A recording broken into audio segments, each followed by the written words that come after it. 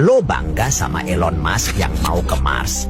Lo pikir roket SpaceX itu sudah paling canggih di jagat raya.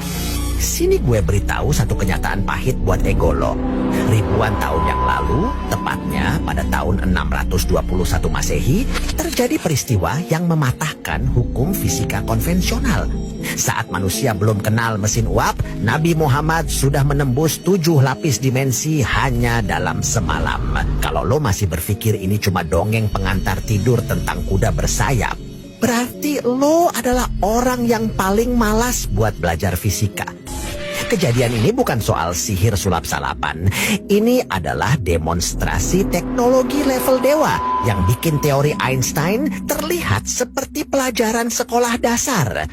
Orang yang menganggap ini dongeng, fix otaknya cetek karena kalah jauh sama yang paham Al-Quran. Peta perjalanan ini dimulai dari satu titik koordinat di bumi, yaitu Masjidil Haram di Makkah, menuju titik transit di Masjidil Aqsa di Yerusalem, sebelum akhirnya melakukan lompatan vertikal menuju Sidratul Muntaha. Keadaan lingkungan Makkah saat itu sangat sunyi, namun secara metafisika terjadi lonjakan energi elektromagnetik yang luar biasa besar saat malaikat Jibril turun menembus atmosfer bumi.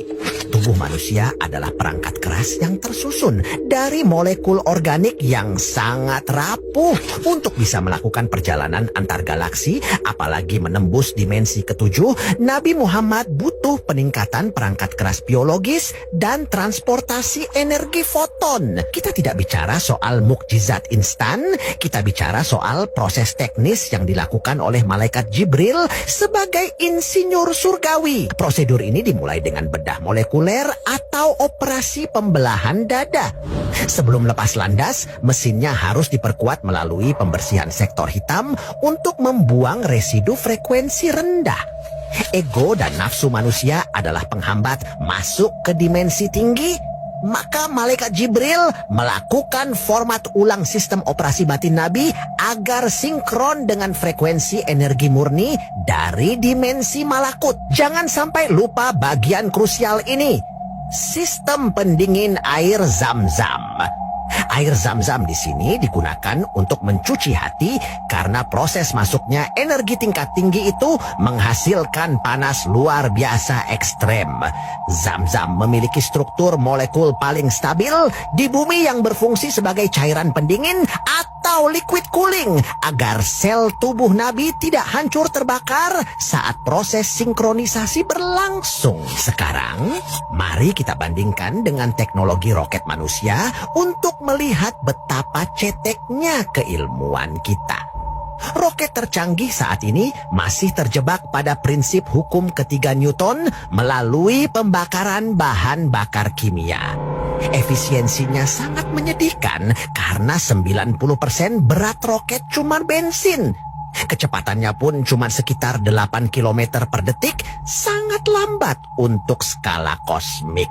Bandingkan dengan Al-Buraq yang merupakan entitas energi foton terpusat. Jika roket kita butuh waktu 3 hari ke bulan, Al-Buraq melakukan teleportasi kuantum. Mekanika langkahnya menggunakan konsep keterikatan kuantum atau quantum entanglement. Begitu mata Nabi melihat titik tujuan, partikel Buraq dan Nabi berpindah seketika tanpa harus melewati jalan di antaranya dengan kecepatan cahaya. Secara matematika fisika, jika jarak tetap dan waktu mendekati 0, maka kecepatan menjadi tak terhingga. Roket manusia terjebak dalam ruang waktu linear, sedangkan Al-Buraq bermain di level manipulasi ruang. Untuk ke bintang terdekat saja, roket NASA butuh puluhan ribu tahun. Tapi Buraq menembus batas galaksi seolah jarak itu 0.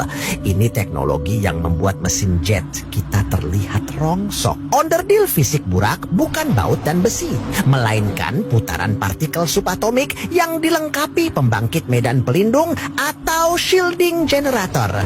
Roket kita butuh pelindung panas ribuan derajat hanya untuk masuk atmosfer. Itu pun sering gagal. Teknologi Mi'raj memungkinkan Nabi menembus ruang hampa tanpa baju astronot karena seluruh tubuh beliau sudah disinkronisasi frekuensinya di Zam-Zam. Perjalanan berlanjut dengan menembus 7 lapis langit yang sebenarnya adalah tingkatan dimensi. Kita hidup di dimensi 3, sementara langit berikutnya adalah dimensi 4 sampai dimensi ke-11. Nabi Muhammad tidak terbang secara linear, melainkan melalui lubang cacing atau wormhole yang melipat jarak. Di setiap gerbang dimensi terjadi protokol keamanan digital antara Jibril dan penjaga. Puncak perjalanan adalah Sidratul Muntaha, sebuah titik singularitas mutlak di mana rumus fisika manusia tidak berlaku lagi. Ini adalah cakrawala peristiwa atau event horizon pembatas alam ciptaan dan pusat kendali semesta. Di sini, penglihatan Nabi mampu menangkap spektrum cahaya non-visual. Nabi menyerap instruksi perintah salat sebagai protokol penghubung spiritual antara bumi dan langit. Bagian yang sering didebatkan orang berotak cetek adalah bagaimana Nabi kembali sementara kasur masih hangat.